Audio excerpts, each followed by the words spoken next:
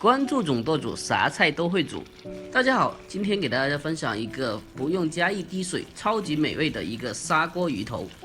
首先砍好的鱼头加少许胡椒粉，再放入一小包的黄焖酱，其他调味料都不用放了。然后我们给搅拌均匀，再加少许的玉米淀粉，搅拌均匀，锁住肉汁。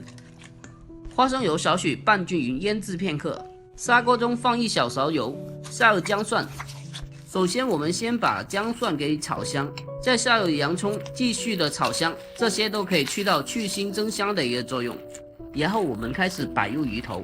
教做菜已经1年了，主页有200多道美食，请问您学会几道了呢？摆好鱼头后，我们盖上盖子，然后给它喝上一点花雕酒。酒在挥发产生蒸汽的同时下，还能起到一个去腥增香的作用。